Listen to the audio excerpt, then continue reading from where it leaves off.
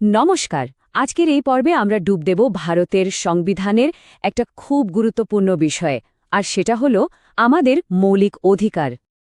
আসুন শুরুতেই একটা বড় প্রশ্ন নিয়ে ভাবা যাক, কারণ এই স্বাধীনতা শব্দটার আসল মানেটা কি তার উত্তর কিন্তু লুকিয়ে আছে আমাদের সংবিধানের একেবারে ভেতরে। তো এই যাত্রায় আমরা ঠিক কি কি দেখব?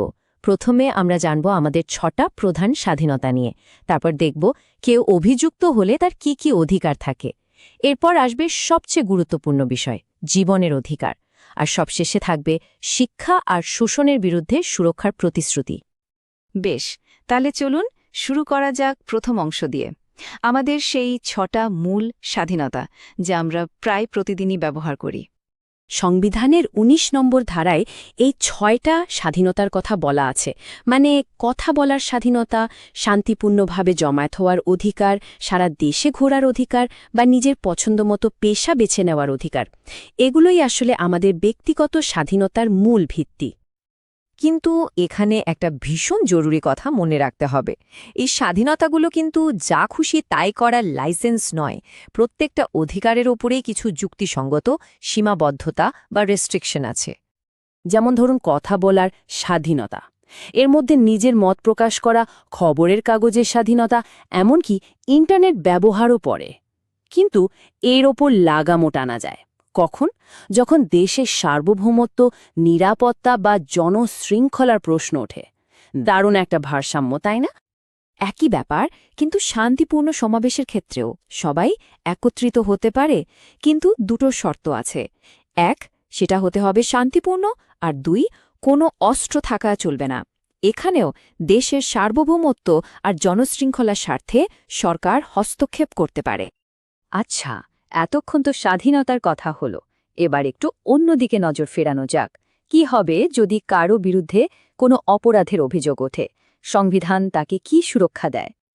20 নম্বর ধারা কিন্তু অভিযুক্ত ব্যক্তিকে 3টে দারুণ সুরক্ষা দেয়। এক, কোনো কাজ করার সময় যদি সেটা অপরাধ না হয়ে থাকে তাহলে পরে আইন বানিয়ে তার জন্য শাস্তি দেয়া যাবে না। 2, একই অপরাধের জন্য দুবার শাস্তি হবে না। আর 3, কাউকে নিজের বিরুদ্ধে সাক্ষী দেওয়ার জন্য জোর করা যাবে না। এগুলো একটা ফেয়ার ট্রায়াল বা ন্যায্য বিচারের জন্য খুব জরুরি। আইনে কিন্তু দুরকম আটকের কথা বলা আছে। একটা হলো শাস্তিমূলক, মানে অপরাধ প্রমাণ হওয়ার পর শাস্তি, আর অন্যটা হলো প্রতিরোধমূলক, মানে অপরাধ করতে পারে শুধু এই সন্দেহের বশে কাউকে আটক করা। ২২ নম্বর ধারা এই দুটো ক্ষেত্রে আলাদা আলাদা সুরক্ষার কথা বলে। ধরুন সাধারণ আইনে কাউকে গ্রেফতার করা হলো, সেক্ষেত্রে সংবিধান কিন্তু কয়েকটা অধিকার নিশ্চিত করেছে। যেমন কেন গ্রেফতার করা হচ্ছে তা তাকে জানাতেই হবে, নিজের পছন্দের উকিলের সঙ্গে কথা বলার সুযোগ দিতে হবে, আর যাতায়াতের সময়টুকু বাদ দিয়ে ২৪ ঘণ্টার মধ্যে ম্যাজিস্ট্রেটের সামনে হাজির করতেই হবে। এগুলো পুলিশি ক্ষমতার অপব্যবহার আটকায়। এবার আমরা এমন একটা অধিকারে আসছি যেটাকে সংবিধানের একেবারে হৃৎপিণ্ড বলা যেতে পারে। এটা হলো জীবনের অধিকার। এই একটা লাইন ২১ নম্বর ধারার এই একটা বাক্য, কিন্তু এর ব্যাপ্তি অসম্ভব। আর সবচেয়ে বড় কথা হলো এই অধিকারটা কিন্তু শুধু নাগরিকদের জন্য নয়, ভারতে থাকা প্রত্যেকটা মানুষের জন্য প্রযোজ্য। কিন্তু এর মানে কি শুধু বেঁচে থাকা? একদমই না। সুপ্রিম কোর্ট বছরের পর বছর ধরে এই অধিকারের পরিধিকে অনেক অনেক বড় করেছে। ভাবা যায়, জীবনের অধিকারের মধ্যে চলে আসছে জীবিকা, গোপনীয়তা, বিনামূল্যে আইনি সাহায্য, এমনকি দ্রুত বিচার পাওয়ার অধিকারও। মানে একটা মানুষের সম্মানের সঙ্গে বেঁচে থাকার জন্য যা যা দরকার তার প্রায় সবকিছুই এর আওতায় চলে এসেছে। এমনকি মর্যাদার সাথে মৃত্যুর অধিকারও এখন এর অংশ। আর এই জীবনের অধিকার থেকেই জন্ম নিয়েছে আরও একটা মৌলিক প্রতিশ্রুতি, সেটা হলো শিক্ষার অধিকার।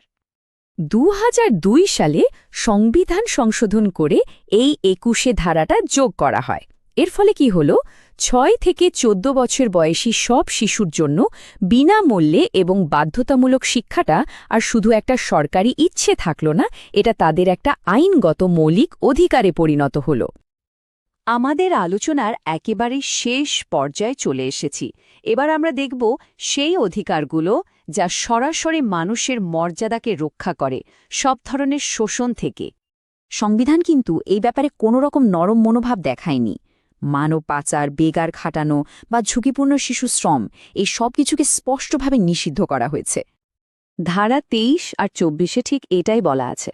২৩ নম্বর ধারা বলছে মানুষ কেনাবেচা বা জোর করে বিনা পয়সায় কাউকে দিয়ে কাজ করানো যাবে না।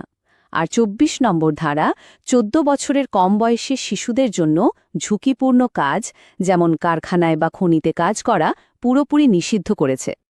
তো সবশেষে একটা প্রশ্ন থেকে যায়, আজ আমরা যেগুলোকে মৌলিক অধিকার বলে জানি সেগুলো তো একটা নির্দিষ্ট সময়ের ফসল, কিন্তু সমাজ তো পাল্টাচ্ছে, প্রযুক্তি এগোচ্ছে, তাহলে ভবিষ্যতের পৃথিবীতে কোন নতুন অধিকারগুলো আমাদের জন্য মৌলিক হয়ে উঠবে?